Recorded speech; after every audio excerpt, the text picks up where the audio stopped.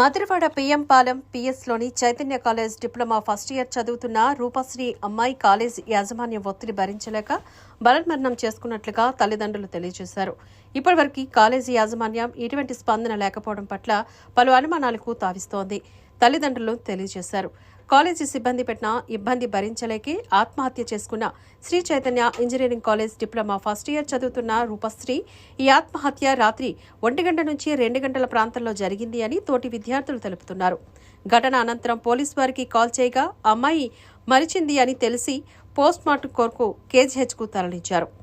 బంధువులు ఈ ఘటనపైన యాజమాన్యం తప్పిదమంటూ ఆందోళన చెందుతున్నారు.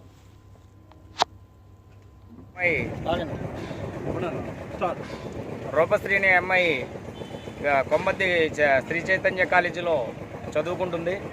ఆ అమ్మాయి నిన్న రాత్రి 1 గంట తర్వాత అక్కడ బిల్డింగ్ మీద నుంచి సూసైడ్ చేసుకోవడం జరిగింది. అయితే అమ్మాయి చనిపోయే ముందు వాళ్ళ నాన్నగారికి అయిన రమణ గారికి అలాగే వాళ్ళ బావగారైన హరికృష్ణ గారికి అమ్మాయి కొన్ని మెసేజ్లు పెట్టింది. ఆ మెసేజ్లో ఏంటనంటే ఇక్కడ ర్యాగింగ్ ఎక్కువగా జరుగుతుంది, అమ్మాయి మీద మామూలుగా నగ్నంగా ఫొటోస్ తీయడం సోషల్ మీడియాలో పెడతామని చెప్పేసి ఆ అమ్మాయిని వేధిస్తున్నట్టుగా ఆ మెసేజ్ ద్వారా తెలియపరచడం జరిగింది. అయితే ఈ అమ్మాయి సూసైడ్ చేసుకున్న తర్వాత నుంచి ఇప్పుడు ఇక్కడికి కేజీఎస్ దగ్గర ఈరోజు ఇప్పటికే పోస్ట్మార్టానికి బాడీని తరలించారు. అయితే పోస్ట్మార్టం చేయడానికి తరలించినప్పటికీ మేము సగర సామాజిక వర్గానికి చెందినటువంటి కులస్తులం. మేము కూలి పనులు చేసుకుంటూ ఉంటాం. కూలి పనులు చేసుకొని మా పిల్లల్ని కాలేజీలో జాయిన్ చేసి చదివిస్తూ ఉంటే ఈ యాజమాన్యమే వైఫల్యం వల్లే ఇలాంటి పరిస్థితి జరిగితే ఆడపిల్లలకి న్యాయం ఏంటి జరుగుతుంది? ఈ అమ్మాయి చనిపోవడానికి ఏకైక కారణం శ్రీ చైతన్య కాలేజీ యాజమాన్యం మొత్తం. ఎందుకంటే ఆ అమ్మాయి పెట్టిన మెసేజ్లు చూస్తే మీ అందరికీ అర్థమవుతుంది. దయచేసి ఇప్పటికైనా సరే పోలీసు వారు ఏం జరుగుతుందో మాకు కొంచెం తెలియపరచవలసిందిగా కోరుకుంటున్నాం. అలాగే శ్రీ చైతన్య వారి మీద కూడా యాక్షన్ తీసుకోవాల్సిందిగా పోలీస్ డిపార్ట్మెంట్ వారిని కోరుకుంటూ ఉన్నాం.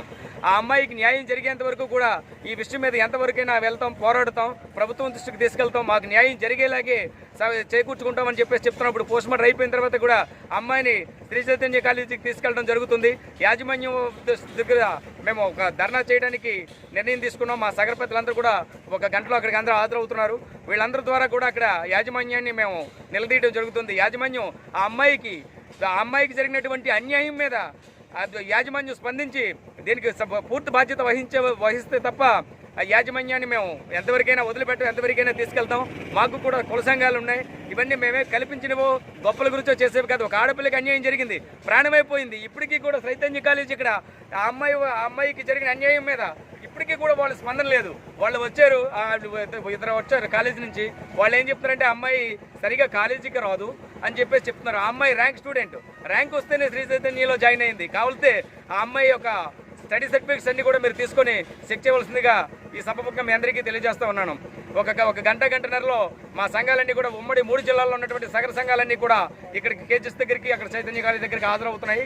దీనికి పూర్తి బాధ్యత చైతన్య కాలేజీ వాళ్ళు వహించాలి, మాకు తగిన న్యాయం జరిపించాలి.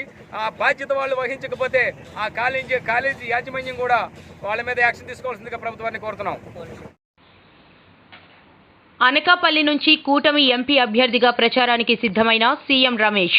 సింహాచలం అప్పన్న స్వామి దర్శనం అనంతరం అనకాపల్లికి బయలుదేరిన సీఎం రమేష్ రాష్ట్రంలో కూటమి విజయం తథ్యం, కేంద్రంలో 3వసారి ఎన్డీఏ అధికారంలోకి రాబోతోందన్న ప్రచారానికి పోయే ముందుగా ఇక్కడికి వచ్చి సింహాచలం ఆ లక్ష్మీనరసింహస్వామి దర్శనం అలాగే ఇక్కడికి రావడం చాలా సంతోషంగా ఉంది. ఆ స్వామి ఆశీస్సులు తీసుకొని ఈ పార్లమెంట్ ఎలక్షన్ పని మొదలు పెడతామని చెప్పేసి ఇక్కడ రావడం జరిగింది. ఇక్కడికి వచ్చినప్పుడు అందరి ఆదరణ, ప్రజల్లో స్పందన చూస్తే ఆ స్వామి ఆశీస్సులు తప్పకుండా నరేంద్ర మోడీ గారికి, భారతీయ జనతా పార్టీకి, ఆ పార్టీ తరఫున పోటీ చేస్తున్న నాకు స్వామి ఆశీర్వాదాలు ఉంటాయి, అనకాపల్లి ప్రజల ఆశీర్వాదాలు ఉంటాయని చెప్పేసి కోరుకుంటున్నాను.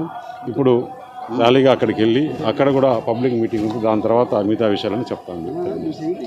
నమస్కారం. కర్రీ చిట్టుబాబు గారికి, గంది బాబు గారికి, చింతరాల విజయ గారికి,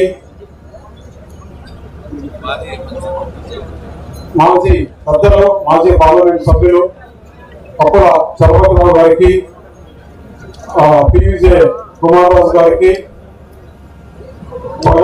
నాగేశ్వరరావు గారికి, ఇంకా వేదిక పైన ఉన్న పెద్దలందరికీ పేరు పేరున నా నమస్కారాలు. సమయం లేకపోతే అన్ని భావించవద్దు. ఈరోజు ఈ కార్యక్రమానికి ఆలస్యం అయిపోయింది.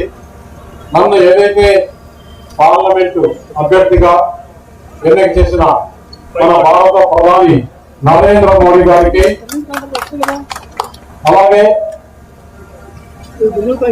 జాతీయ అధ్యక్షులు నడ్డా గారికి, హోంశాఖ మంత్రులు అమిత్ షా గారికి ధన్యవాదాలు తెలుపుకుంటూ, అలాగే నా అభ్యర్థిత్వాన్ని మద్దతు పలికిన నారా చంద్రబాబు నాయుడు గారికి, పవర్ స్టార్ పవన్ కళ్యాణ్ గారికి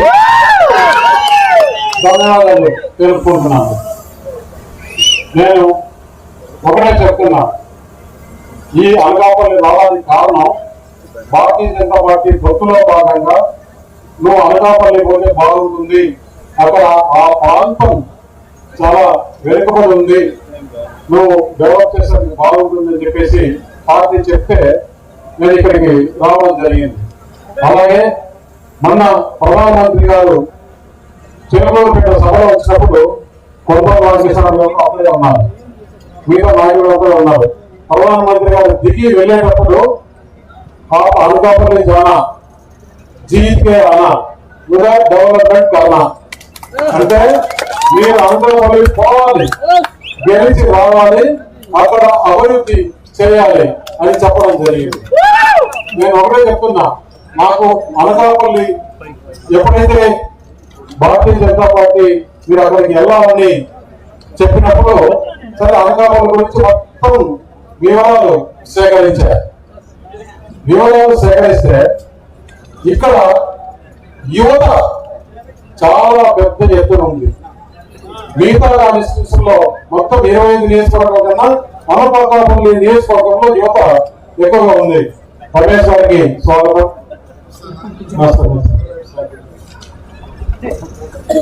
ఇప్పుడే ఆ తిరుపతి వెంకటేశ్వర స్వామి ఆశీస్సు తీసుకొని ఇక్కడికి రావడం జరిగింది. యువతకి ఏం చేయాలి? ఇక్కడ పరిశ్రమలు రావట్లా, ఎందుకంటే ఇతను నా గొప్పలు కట్టాలా, నాకు వాటా ఎంత ఇస్తారు, మీకు జరిగే పరిణామంలో వాళ్ళు జరిగే లాభంలో కాదంట, మీకు జరిగే మొత్తం పరిణామంలో ఎంత ఇస్తారు, నాకు ఏం చేస్తారంటే ఇక్కడ ఉండే ఇండస్ట్రీస్ అన్ని కూడా పారిపోయారు, ఇక్కడ ఇండస్ట్రీస్ రావాలా. లేకపోతే అంతకుముందు మీరు చూడండి, అదే ఎన్డీఏ ప్రభుత్వంలో ఇక్కడ ఏ విధంగా ఇండస్ట్రీస్ వచ్చాయి, ఇప్పుడు ఏ విధంగా ఇండస్ట్రీస్ రాలేదో మనం చూసాం. నాకు ఉన్న అనుభవం. జిల్లా తెలుగుదేశం పార్టీ కార్యాలయంలో ఘనంగా పార్టీ 43వ ఆవిర్భావ దినోత్సవ వేడుకలు. జిల్లా తెలుగుదేశం పార్టీ కార్యాలయం నందు నాయకులు, అభిమానులు, కార్యకర్తలతో కలిసి ఎన్టీఆర్ గారి విగ్రహానికి పూలమాల వేసి జెండా ఎగురవేసి కేక్ కటింగ్ చేసిన విశాఖపట్నం పార్లమెంట్ లోక్సభ అభ్యర్థి మోత్కుపల్లి శ్రీభరత్, పార్లమెంటు అధ్యక్షులు గండి బాబ్జీ, ప్రధాన కార్యదర్శి పొలమరశెట్టి శ్రీనివాసరావులు, ఎమ్మెల్సీలు వేపాడ చిరంజీవిరావు, ఎమ్మెల్సీ దువ్వారపు రామారావు. శ్రీభరత్ మాట్లాడుతూ కందుకూరి వీరేశలింగం, గురజాడ అప్పారావు, పొట్టి శ్రీరాములు, అంబేద్కర్ వంటి మహనీయుల స్ఫూర్తిగా పార్టీ ఆవిర్భవించిందని, 1982లో ఇదే రోజున తెలుగుదేశం పార్టీని ప్రకటించారని, ఎన్టీఆర్ గారు రాజకీయం అంటే అధికారం అనుభవించడం కాదని, ప్రజలకు సేవ చేయడం అంటూ దేశ రాజకీయాలకు సంక్షేమ పాలన నేర్పారు అని తెలిపారు. నమస్కారం అండి. ఇవాళ తెలుగుదేశం పార్టీ ఆవిర్భావ దినోత్సవం సందర్భంగా ఫ్లాగ్ హాస్టింగ్ చేయడం జరిగింది. 40 ఇయర్స్ పైగా ఒక ఆర్గనైజేషన్ ఉండడం, అది కూడా ప్రత్యేకంగా రాజకీయాల్లో ఇవాళ వాతావరణం అనేది ఎంత కష్టమో అందరికీ తెలుసు. 2019లో ఓడిపోయినప్పుడు పార్టీ అయిపోయిందన్నారు. అట్లాగే 2004లో ఓడిపోయిన తర్వాత 10 ఏళ్ళు ప్రతిపక్షంలో పార్టీని నిలబెట్టడం కూడా చిన్న విషయం కాదు. ఎందుకు ఈ పార్టీ ఇట్లా ఉంటుంది, ఎందుకు బతుకుతుంది అనేది నేను గత 10 రోజులుగా వార్డ్ రివ్యూ మీటింగ్స్ కలుస్తుంటాయి. కొన్ని వార్డ్స్లో సరైన నాయకత్వం పైన నుంచి రాకపోయినా, వాళ్ళకి టైం ఇవ్వకపోయినా, 1-2 వార్డ్స్లో 20-25 ఏళ్ళలో మాకెవరు ఇట్లా రివ్యూ చేయలేదని అన్న మెజారిటీ బూత్ ప్రెసిడెంట్స్, వార్డులో ప్రెసిడెంట్స్, లీడర్స్ ఇంకా అదే కమిట్మెంట్, నిబద్ధత, జనాలకి ఏదో ఒక మంచి చేయాలి అని చూస్తుంటే ఇక్కడ ఏదో ఒక సంథింగ్ స్పెషల్ ఉంది తెలుగుదేశం పార్టీలో. అన్నగారు పెట్టినప్పుడు ఆయన ఇచ్చిన నమ్మకం, ఎవరైతే ఆయన ఎన్నుకున్నారో ఆ అనుబంధం అనేది ఇంకా నడుపుతుంది. నేను కోరేది ఏంటంటే ఇట్లా విలువలు కలిగిన పార్టీ, విలువలు కలిగిన నాయకులు ఎవరైతే కార్యకర్తలు ఉన్నారో వాళ్ళందరినీ కాపాడుకునే బాధ్యత కాబట్టి మా మీద భవిష్యత్తులో నెక్స్ట్ 30-40 ఇయర్స్ ఇట్లాగే పార్టీ మంచిగా కంటిన్యూ అవ్వాలి అంటే సీనియర్స్, మంచి ఆలోచనలు ఉన్న వాళ్ళందరినీ కాపాడుకుంటూ యువరక్తంను కూడా తీసుకొచ్చే బాధ్యత మా అందరి మీద ఉంది. ఇవాళ విశాఖపట్నం పార్లమెంట్లో కూడా మా పార్లమెంట్ ప్రెసిడెంట్ కొత్తగా గండిబాబు గారు కూడా పదవి తీసుకోవడం జరిగింది. మా జనరల్ సెక్రటరీ కోరంశెట్టి శ్రీనివాస్ గారు కూడా ఉన్నారు. వాళ్ళందరూ మీ అందరం కలిపి భవిష్యత్తులో తెలుగుదేశము, జనసేన, బీజేపీ కూటమి గెలుస్తుందని మీ అందరం బలంగా నమ్ముతున్నాం. వచ్చినప్పుడు మా బాధ్యత ఏంటి అంటే పార్టీలో ఏదైతే మంచి ఉందో దాన్ని ఇంకా బలపరిచి పెంచుకోవడం, ఎవరైతే కొంత దారి తప్పారో వాళ్ళని తిరిగి మళ్ళీ దారిలో తీసుకుంటాడు. అండ్ నెక్స్ట్ 40 ఇయర్స్ కోసం పార్టీ ఇదే ఉత్సాహంతో ముందుకెళ్లాలని చాలా బలంగా నమ్ముతున్నాను. ఎందుకంటే ఈ పార్టీలో చాలామంది, లక్షలాది మందికి ఒక అంబ్రెల్లా లాగా, ఒక ప్రొటెక్షన్ లాగా ఉంది. వాళ్ళందరూ ఎన్నో త్యాగాలు చేసి వాళ్ళందరినీ చూసుకునే బాధ్యత కూడా మా మీద ఉంది. ఎందుకంటే వాళ్ళని మేము చూసుకుంటే వాళ్ళు ఇంకా జనాన్ని చూసుకుంటారు. ప్రత్యేకంగా రూరల్ ప్రాంతాల్లో కార్యకర్తల పాత్ర చాలా చాలా ఎక్కువ. సో వాళ్ళని కూడా ఇవాళ ఏంటంటే రాజకీయాల అబద్ధాలు, చీటింగ్ ఎక్కువ అయిపోయి జెన్యున్గా ఉన్న నాయకుల్ని చాలామంది దెబ్బైపోయి సైడ్ అయిపోయి అది అవ్వకుండా చేసే బాధ్యత మాత్రం నేను తీసుకుంటాను. ఈ రోజు నాకు అది ప్రత్యేకంగా, ఎందుకంటే ఇది సంస్థ గురించి కాబట్టి సంస్థని బలపరిస్తే సంస్థ బాగుంటేనే అందరు బాగుంటారు. ఆ బాధ్యత మేము చూసుకుని సంస్థని ఇంకా బలపరుస్తాం. దాని ద్వారా జనాలకి ఇంకా మంచి సేవ అందజేస్తాం. వాళ్ళు నాకు అన్యాయం చేయరు. రఘురామ. నరసాపురం ఎంపీ టికెట్ విషయంలో సీఎం జగన్ తాత్కాలికంగా విజయం సాధించారని ఎంపీ రఘురామకృష్ణరాజు తెలిపారు.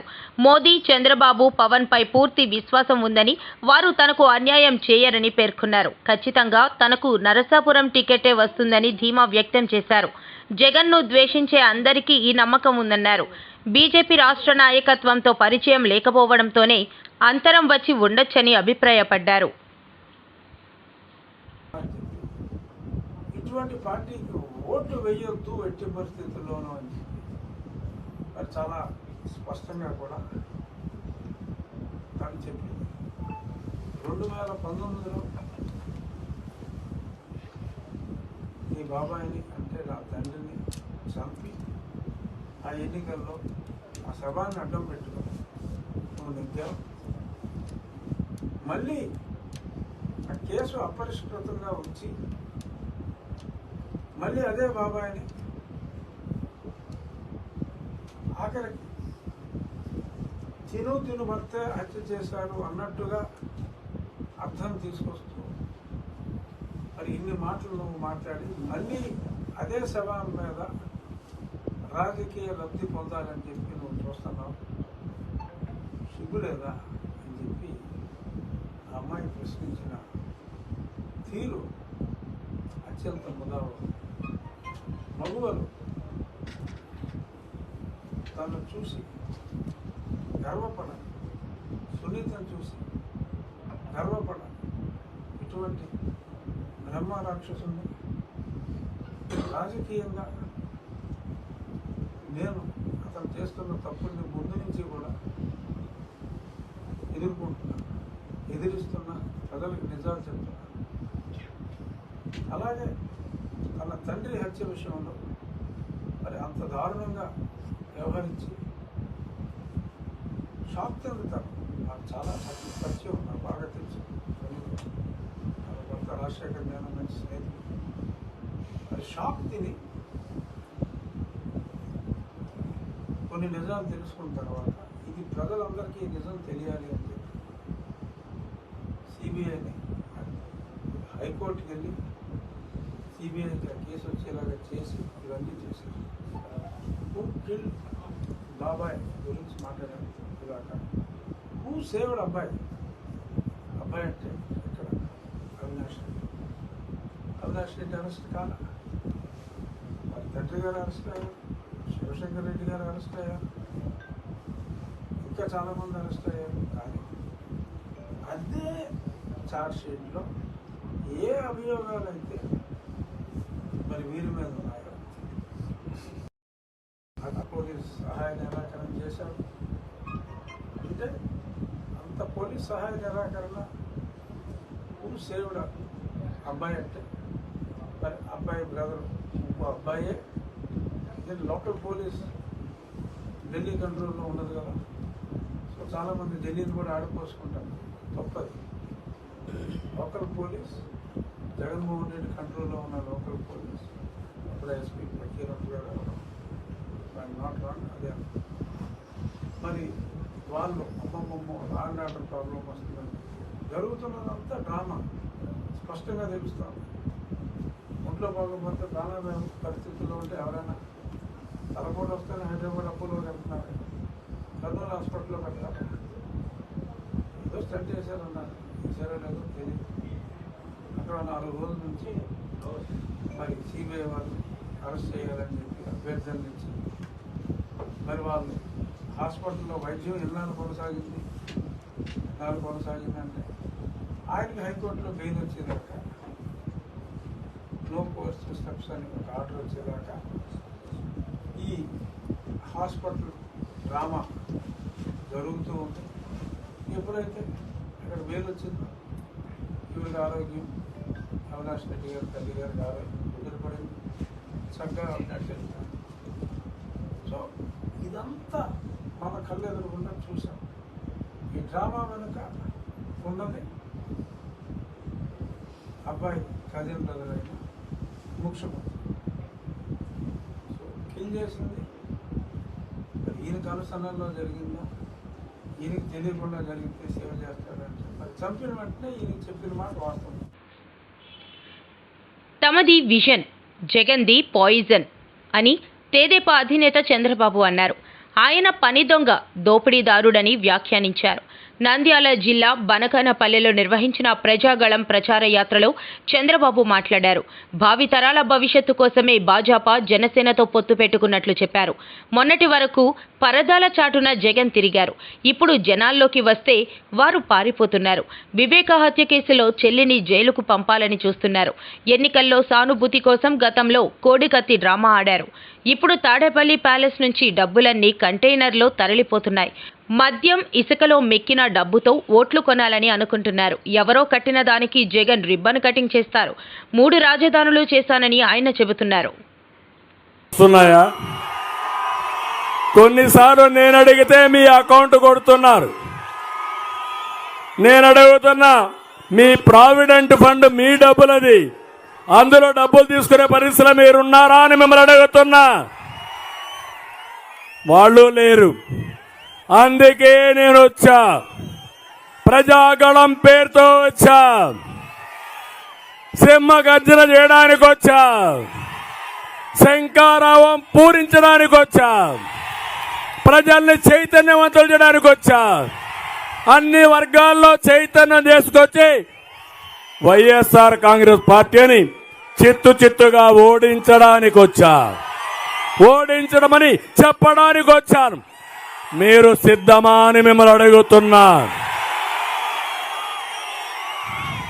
నిన్న మొన్న వచ్చాడు, ముందు సిద్ధం బోర్డు పెట్టాడు, ఇప్పుడు మేము సిద్ధమని వచ్చాడు.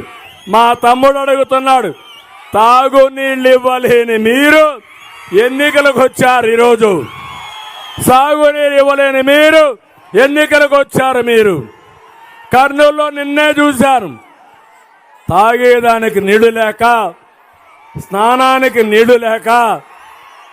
మీరు ఒకసారి చూస్తే వారం రోజులు 10 రోజులకు ఒకసారి స్నానం చేస్తున్నారు.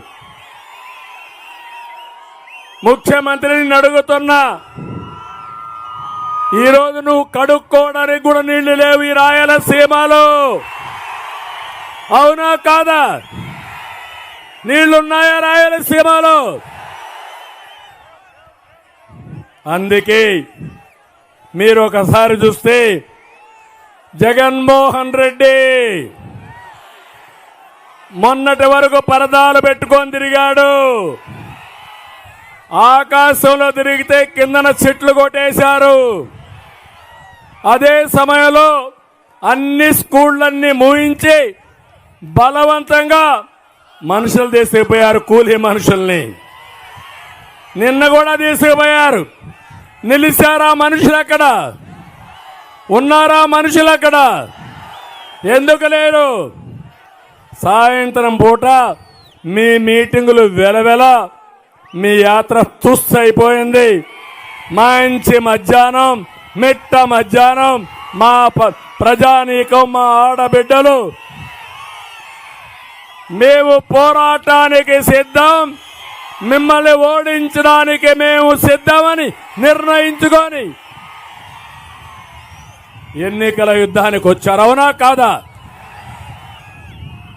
అది జరగకపోతే ఈరోజు మీకు అందరికీ ఒకటే చెప్తున్నా, నేను కొన్ని విషయాలు మీకు చెప్పాలి. ప్రతి ఇంటిని, ప్రతి ఊరిని, ప్రతి ప్రాంతాన్ని నాశనం చేసిన చరిత్రహీనుడు ఎవరయ్యా? ఎవరు? ఎవరు? జగన్కు తెలిసిందే ఒకటే, రద్దులు, గుద్దులు, బొక్కుడు, నొక్కుడు, కూల్చివేతలు, దాడులు, కేసులు. అంతేనా? ఎన్నికల ముందేం చెప్పావు? ఇంటింటికి వచ్చావు.